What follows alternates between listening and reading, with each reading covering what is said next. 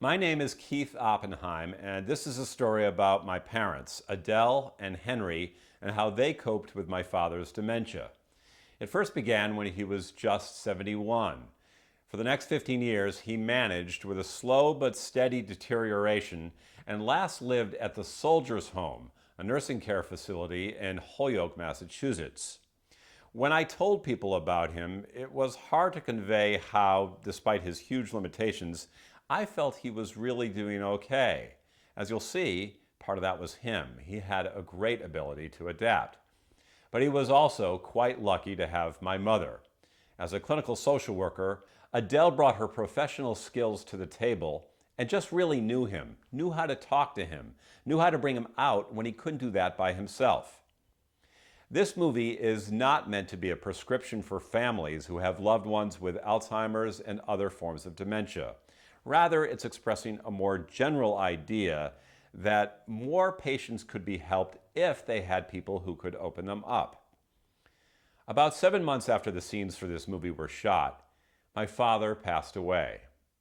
At the funeral, the rabbi gave a eulogy, and he said something about my mother that resonated with me so much. He said, "She showed us another way."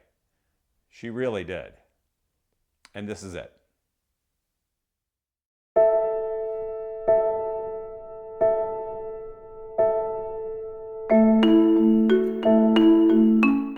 My husband is Henry Oppenheim, and we call him various names.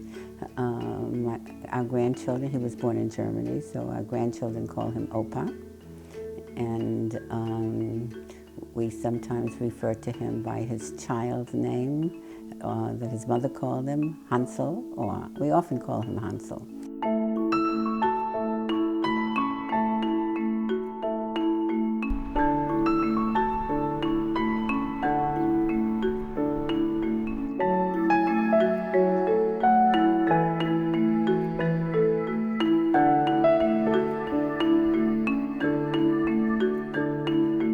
He's 85 years old. He will be 86 in September.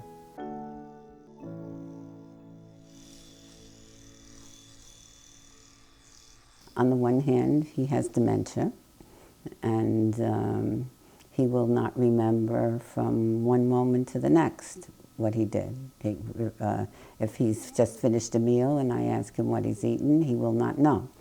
On the other hand, he has areas of memory that seem to be very deeply embedded in his brain that remain. Shall we make you a little bit handsome? Huh? Yes? He is more able to talk about feelings that he was defended against when he didn't have dementia.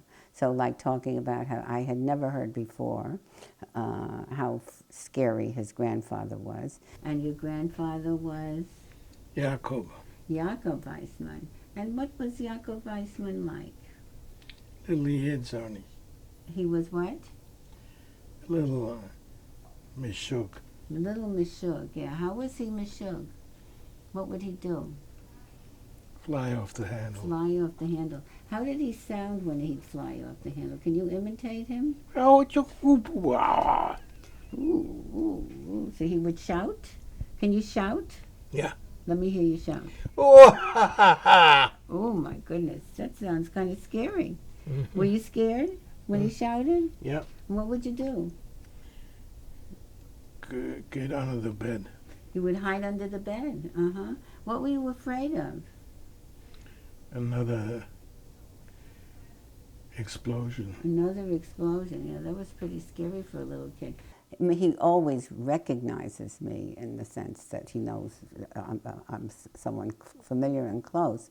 But if I ask him who I am, often he'll say my mother, my girlfriend, and it may take a while before he actually gets to who I am and my name. Without cueing, he will not remember the names of his children or grandchildren. Daniel. And then Lisa. Rebecca. Rebecca. And then there's Ellen. That's right, that's it. That's the 6. I think one of the main characteristics of dementia is the absence of initiative. He cannot initiate a conversation, for example, so that many of the staff at the soldiers' home think that he can't really speak.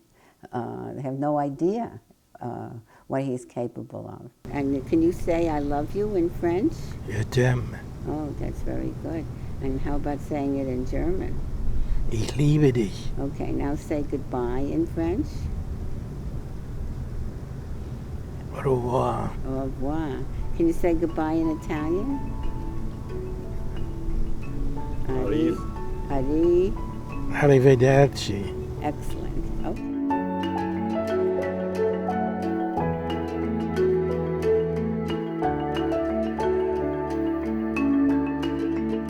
Generally, when I arrive, he's asleep.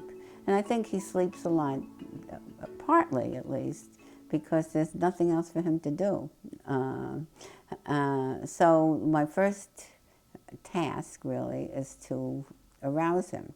Dark eyes shining bright Dee dee dee dee. in the soft moonlight. La la la la. Dee da dee da dum. La da da da. La da dee da dee. Dee da da da. The way to get to his brain really activated is through music. La da dee da da. Lo dum bum. Very good.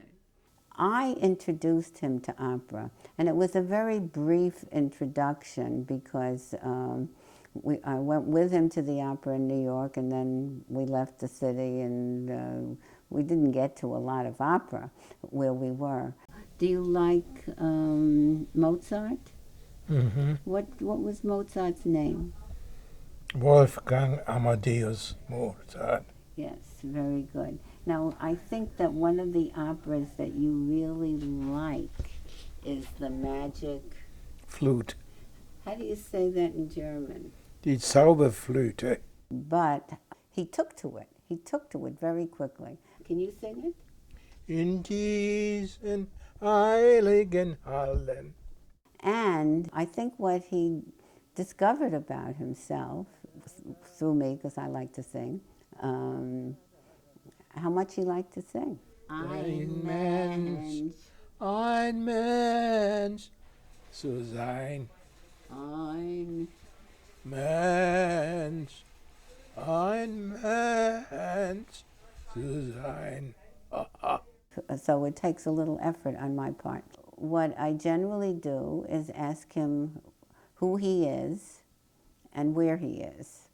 And occasionally he does say he's Henry Oppenheim, but most of the time he says he's in his imaginative role, in his imaginative world, and he says that he is Erich von Stroheim.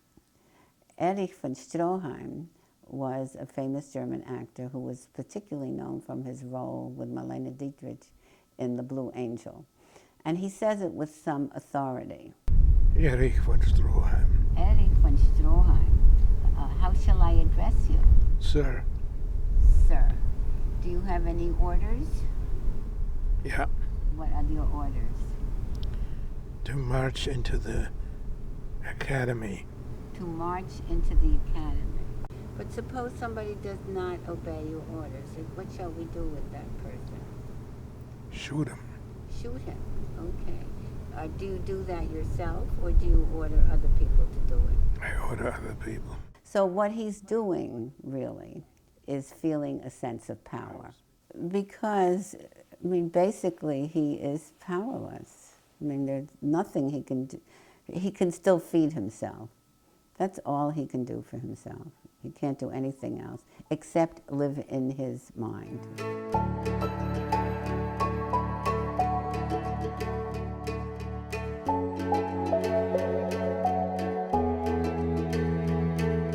So when I say, who are you and where are you, he's mostly Erich von Stroheim.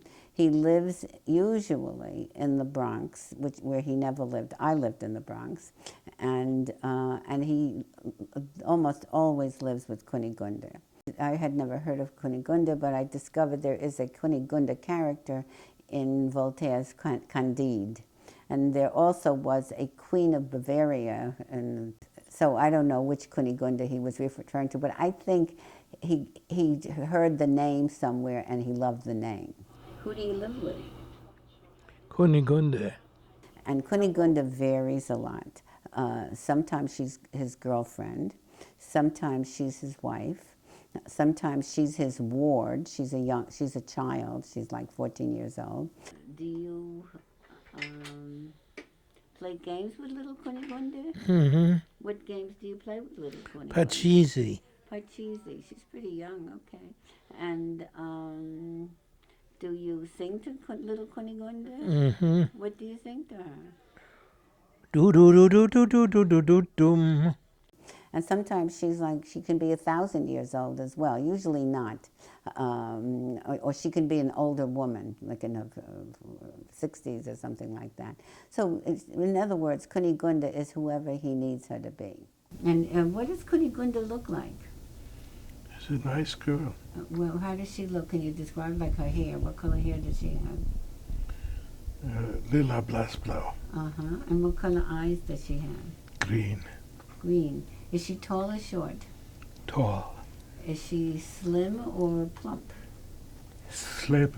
Slim. Mm-hmm. What would you say is her outstanding feature that you like the best? A touch. Her tush? I'm very grateful for Cunegonde because I go every day, but I usually stay for about an hour, which is about what he can tolerate in terms of this level of interaction, in terms of my schedule. I don't have any more time than that, and after a while it's tiring for me. So the rest of the time he's really alone, and with Cunegonde he's never alone. I mean she's there when he needs her. Do you ever give her love? Sometimes. What kind of love do you give her? What do you do? A patch and tush. Go with where they are. I mean, don't try to correct them. If you introduce reality, he's going to feel bad that he got it wrong, and there's no need for it. And if you stay with where he is, you will get much more connection and much more out of him.